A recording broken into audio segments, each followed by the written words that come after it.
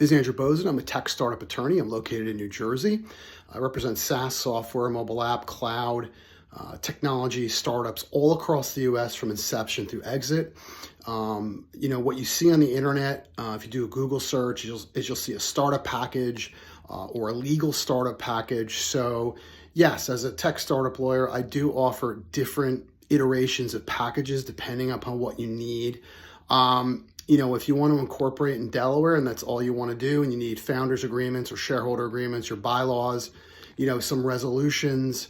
And I always also have an intellectual property assignment agreement. So all the shareholders should assign the IP to the company. I do offer that package. I typically will not put a price quote in a video like this because the price really depends on the number of founders, the number of shareholders.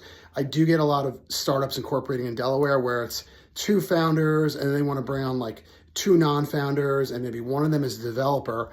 And I have to tell you, that's a lot of work in that developer shareholder agreement because typically it's not your typical shareholder agreement. There's milestones for developing the MVP, phase 1, phase 2, stuff like that. So those agreements are a little more involved. So I tend to give fee quotes based upon the number of founders, the number of shareholders, and whether or not any of the non-founders are developers that the startup needs. What else is pretty typical is I get a lot of SaaS startups across the country that not only want that package, but they also need a customer subscription agreement. I recommend a website terms of use and privacy policy. So I will also bundle those separately, or I'll bundle those with the Delaware corporation package. And I typically offer a nice discount if new clients bundle both those packages together. Data privacy, protection of personal data, client data. It's a really hot topic now. A lot of states have passed their own privacy laws.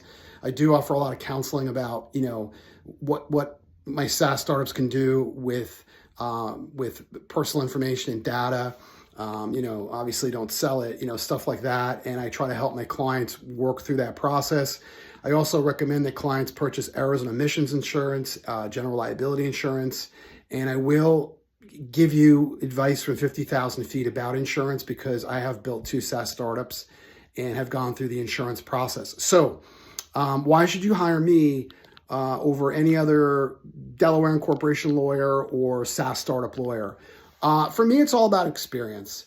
I'm one of the few tech startup lawyers that has also rolled up his sleeves and built 2 SaaS companies from scratch with partners. My first SaaS company, basically in it from inception, helped build the product, sat in on the Scrum meetings, development meetings. I took SaaS go-to-market sales training. I, basically was in it with my partners on the marketing and sales processes, even though I'm the lawyer. I worked on HubSpot, did a ton of emails on LinkedIn, did pitch meetings, VC meetings, raised monies, got some of the first enterprise contracts signed for my company, worked through every possible Delaware C Corp shareholder issue and every possible SaaS agreement issue, from doing MVP agreements, beta agreements, work for hire agreements with clients where they'd say, well, we really want to use your software, but we want single sign-on, or can you build this and build that? And, you have to go through all the scenarios with your tech partners and try to figure out if this is a good move. Should we do this? Should we offer it for free? Should we give this client a beta for free or not? So a lot of that work is carried over to my startups with like doing founders agreements, investing, and how much should we vest and how much should we vest up front, and how much should we give to non-founders or advisors or friends and family. I have all of this entrepreneurial experience in addition to being a tech lawyer that I believe, just gives me an advantage over most startup lawyers out there because I've put thousands of organic hours into my own startups, and I've seen every possible business and legal issue that any lawyer could possibly see in a startup. I'm now building my second SaaS startup while I'm also building out my tech law firm. What else distinguishes me? Personal service.